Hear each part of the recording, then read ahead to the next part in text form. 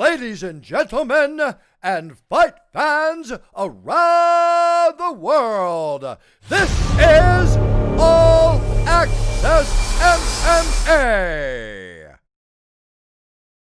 I am joined by Bellator lightweight Brandon Girtz, who is here at the Mohegan Sun right now getting ready to corner Grant Neal this evening against Hamza Salim. Brandon, how are you? I'm good, man. I'm good. I'm getting pretty damn fired up. Just being here, been off for a little bit, and then coming to the fights, it's like I've been in chill mode a little bit during all this craziness. You know, I kind of took a step back. I wasn't like one of the ones thinking about I'm gonna be fighting soon. I was like, I'll let this all settle out first, you know. And I've been chilling, but coming here, it's like, yeah, the chill mode doesn't seem like it's gonna be going too much longer. Yeah. Well, what has this whole experience been like? Because obviously with the pandemic and all the restrictions, the testing, what has it been like for Bellator here at the Mohegan for you and Grant and the team? You know, I think it's been pretty smooth. I think Bellator has taken all the precautions and everything to, you know, like I said, make it smooth. I kind of thought it'd be a lot worse, honestly. I didn't think it would be this smooth. Mm-hmm. You know, I wasn't saying Bellator wasn't gonna be able to do it, but I thought it'd be a little more annoying, you know, and it really hasn't been. They've put together a good team and they've made it as smooth as possible. How many times have you guys had to be tested since you've been here? I think we've been tested 3 times. 3 times, yeah. So before we came, and then right when we got here, and then was it right before weigh-ins was the 3rd time. And I can tell you from my perspective, I was only tested once, but I was surprised as to how they did it. It was a lot easier than I thought. When I watched like the UFC documentaries and everything that they're doing, it looks like they stick the test way back up in your nose, and it's not so bad. Not so bad. I think they're figuring out there's different ways to do it. Yeah. You know, I mean, obviously this thing's so new and everything like that, so there's always a few ways to figure something out, and I think they just have a little different method, you know, and I like it better than going shoving way up my nose. For sure. So tell me, you know, how has training been? How has Grant looked so far this camp leading up to this fight? Training for Grant has been great, man. He's a freaking animal, and that's, you know, that's why I love working with him. He's a guy that loves to learn, you know, and he's just a beast, just a physical beast, man. So his training, he was supposed to fight before all the craziness happened, so he's basically been in camp for a second, you know. So he's absolutely ready. Like I said, Grant's an animal. You know, when he's in that gym, he's the guy that you don't have to call and ask him where he is at practice. He's there, he's practicing. He's the guy you got to tell to slow down. You know, he's a hard worker as it comes, and he's what do they say? Hard work beats talent every day. Well, the dude's got talent and hard work. You know, so you gotta see a bright future for this kid, man. Like we've been talking about, I see him fighting for that title a lot sooner than most people get there. Especially, we all know 205 isn't it's not the 45s or the 55s. It's a thinner division. So I think he's gonna be climbing to the top pretty quick. And now he's 3-0 now. This will be his 4th fight. He's got 2 finishes. Stylistically against Salim, how do you feel he matches up against this one? I think it's about the pressure, you know, and what he brings. A guy like his opponent needs someone to play the distance game with him. You know, he's a kickboxer. He has all that. A guy like Grant is someone that's going to be in your face. He's not going to give you that distance. That's the difference. And to tell you the truth, whoever he fights, that's what it's going to be. Because Grant, just like myself and Grant, we're not tall for our division. You can't range fight people. You know, we're not going to win that battle. So we got to come forward. We got to make people uncomfortable, and we got to be in their face, and that's exactly what he'll be doing here. Nice. So I'm really excited to see him step in the Bellator cage tonight. I see you have another one of your teammates on your shirt there, Justin Gaethje. Oh yeah. He's obviously going to be fighting Khabib for the lightweight title here. Really, it's coming right around the corner. It's going to be in October. How is this man looking? And tell me what you believe will happen come this monster pay-per-view that's taking place in October. He's been looking great, man. Strides and strides every year, really, since I've been with Gaethje now 7 years. We've been training partners, and just watching him grow has been amazing. The guy's always had heart, you know, and always had the work ethic, but just watching him keep getting better and adding stuff to his game. It's incredible, really. I mean, like I said, it's his work ethic. So he's in there evolving constantly. And this fight, like I was telling you earlier, it's going to surprise some people. I mean, I know Khabib is the man. Khabib is the shit. But I feel like if anybody's going to beat him, it's Gaethje. His style is what will beat a man like Khabib. His takedown defense, his scrambling. I'm not saying Gaethje's the better wrestler in this fight. Khabib's suffocating. He's got suffocating wrestling, but Gaethje cannot be held down. That's yeah. I know that from experience, and that's his thing. You take him down, but he does a flip. He gets back up. It's crazy. His scrambling ability, because of his heart, his tenacity. He gets back up, and that's what I see in this fight. I see Khabib going for it and trying to do what Khabib does. We already know what he's looking for. He ain't gonna beat him in the striking. Khabib knows that. Khabib ain't stupid. He's gonna do what he does and try to bring Gaethje into deep waters, and I just don't think it'll be as easy as he thinks it's going to be. Do you think Gaethje can get a finish here? Like, what is your prediction here in the fight? I do think he can get it, but I honestly, I'm like everybody else. I see Khabib as superhuman. I don't even see him being finished, Not to say he can't be. It's just I see Khabib, I'm like, no one can finish this guy. Do I think Gaethje would be the guy to finish him? Absolutely.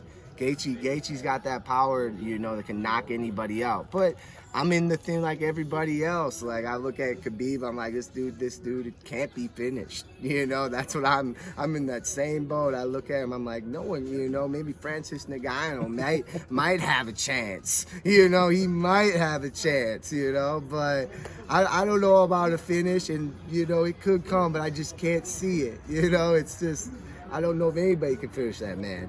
Now, I'm sure you're not surprised at the outcome of the Gaethje-Tony fight, but just tell me, what was your takeaway from that one, and what did Gaethje show the rest of the world that you guys, his training partners, already know? I mean, it's the heart and it's the toughness, but I'll be honest, I was surprised. Not surprised that he beat Tony. I honestly thought he was going to knock Tony out maybe the second round, third round, something like that. But I was 100% surprised of the output that he was putting on him, the freaking constant significant strikes he was putting on him, and he continued that from round 1 to round 5. He was in a zone that I've seen him in the zone, but that was something special, and I think that's what we're getting out of him. We're seeing more and more of that, of him coming into his own. Like, dude, don't get tired, and it's crazy, and that's. I was surprised, man. After that third round, I was a little worried because I know Tony's a tough dude, and I know Tony could have started coming forward, and I was honestly worried for my boy because I was like, he just put a lot of energy into beating the shit out of him for 3 rounds. And for him to go into the 4th round and continue to maybe even go harder, it was very surprising, and it was like, I was very impressed with him, man. That was one of the most jacked up I've ever got. Yeah, no doubt about it. I mean, very happy to see Gaethje doing what he's doing. It's great for your team. Let's talk about you now. The last time we saw you inside the Bellator cage, unfortunately it didn't go your way. You had that loss to Myles Jury. Looking back on that fight now, is there something maybe that you could have done differently? Or I guess, what is your takeaway from this one? There's a lot I could have done differently, I mean, I'm not one to make excuses and stuff. There was a lot going on. Not to put it out, I had an injury right before, 2 weeks before that fight. I let stuff get in my head before that one, really. Not to take away from it all. Like I said, I'm not about excuses. I went in there to fight. I'm a person that I feel like I should fight. If someone jumps behind me right now, I got to be ready to fight, and there's no excuses, but my head wasn't correct, going into that fight, through it all. I just wasn't quite there. Even in the match, I could feel it. I was watching it going. With a guy like Myles, I wasn't really threatened while I was in there. It's kind of crazy to say, but I like it when someone comes to fight and I feel threatened. And then I'm like, all right, motherfucker, here I come.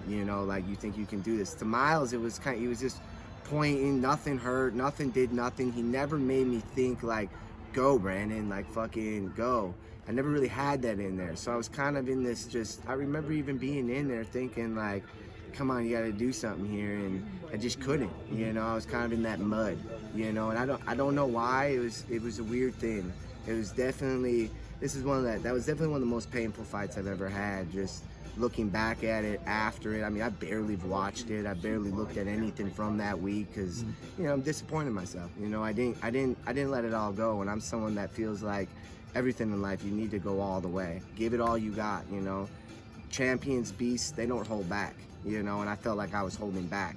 I mean, just today, like my buddy told me, he's like, dude, you don't get taken down in practice by me, Grant. You know, he's like, you don't let me take you down. You let fucking Myles do shit to you. And I'm like, I don't know what was going on, you know. And even in those moments, I stood there and I didn't explode. I wasn't me out there, you know. So I've like I've said, I've taken this time to kind of refocus, you know, because I knew some things just weren't right, you know, in my head or whatnot, that I had to refocus, kind of gain that fire back again. And I absolutely feel like it's coming right now. I've been getting, like I said, this week has just been me. Of course, Myles is here too, and I got other 55, you know, Chandler, you know, and all those people are here. And the whole week I've just been freaking like, I just want to punch somebody, you know. And until then, I've been real chill, man. I've been real chill lately and hanging out, and I've been good with it, you know. But now it's been building, and that last fight it's been irking me a lot, you know. And even I think a week ago I watched it probably for the second time ever, you know. And usually I kind of go over stuff to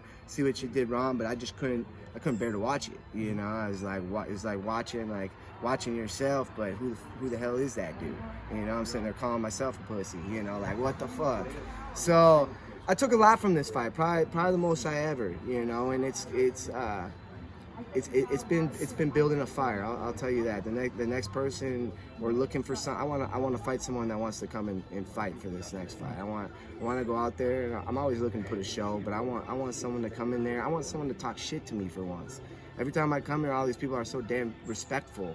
I'm like, come on, give me some unrespectful young cat, somebody that wants to talk some shit. Like people talk about don't fight off of emotion or don't get angry or shit. That's how I fight. Like I want to hate the person I'm fighting. I want to, and it brings out more in me every single time, you know. So like I said, next guy I fight, I'm looking for someone that wants to come in. I want to fight some dude that wants to talk some shit, you know. Give me somebody. Well, maybe your style, historically speaking, is why they don't talk trash, is because they know you're going to come forward looking for the knockout. Let me ask you this: when is the time frame that you think you'll step back in the cage? And is there someone you have in mind? Is there an opponent that you think would make sense for your next fight? We've been looking at it lately. It's tough to say who makes sense. There's some people that make sense, but I don't feel like I make sense for them, given like it's not worth the risk for them to fight me right now. You know, coming off a loss and stuff like that. Some of those names, I understand why they wouldn't fight me right now. The risk and reward isn't great for them right now, you know. As of names, I don't know. I've been telling my manager if I need to go 45, I might go 45, because there's a lot of banners at 45. I look at 45 almost like there's more people that like to go out there and fucking put on some exciting fights than there is at 55. 55, it's a great division. We got a lot more technical fighters there, you know. We got a lot of black belts and stuff like that, you know. I call them point fighter type people that are all up at the top, you know. So like I said, if I gotta go 45, I'll go 45. I'll do. I've never had a dietitian. I've never done that run. If that's what creates an exciting fight, that's what I want to do right now. I want to go in there because my next fight, I'm looking to hurt someone bad, you know. What are you walking around at right now? I'm teeny right now, man. I'm like 61, 62. Okay. I got real small right now. Like I said, I've been chilling. Not that I haven't been working out or doing stuff like that, but I haven't been hitting the weights. I haven't, you know, not the same 2-a-day regimen as normal. You know, I took this whole COVID time to kind of sit back, relax, just been camping, doing outdoor shit, just kind of chilling for once. I've never really got that chance. Even, you know, since I've started, I've been a true professional. It's one goal only. You know, everything else, you know, I've sacrificed a lot through my career. I've never been the one to party or do anything. Like I told some people, I've probably partied more in this summer than I have in the last 8 years. You know, and that doesn't even mean that I'm partying every other day. It's still not even that. But I've taken my career serious. So I took a little back step right now and kind of tried to, you know, work on mentally a little bit right now and just do some stuff for me, you know. And like I said, I had to kind of get that fire back a little bit. Well, that's exciting. I know for all of the MMA fans that are out there that enjoy watching you compete, you having the fire back is something that I'm positive people are going to be thrilled to see once you step back into the cage next. Brandon, I always appreciate the time. I see you have your dog here with you. This is the first time I've met you both in person here. How easy is your dog to travel with? Dude, he's simple. I mean, look at him. You've just met him. I mean, he just plots down wherever the hell we are. You know, he don't. He's simple. I mean, I've been on plane rides multiple times, and people have sat next to me, and then all of a sudden the plane ride's over, and we get up, and they're like, "Oh man, I didn't even know there was a dog over there." And he's just so easy. You know, he's just part of me. I mean, he goes everywhere with me, and it's because it's not there. There's no pain. You know, I'm not trying to catch him. He ain't on a leash most of the time. The only time he's on a leash is when someone says you need a leash. It's the only time I ever grab his little collar I have on him, you know. But other than that, you know, he's around, and he's easy as hell to travel with. That's awesome. Well, it's great to see you both, and I appreciate the time. Look forward to seeing you back in the cage soon. Absolutely, brother. I appreciate it. Thank you.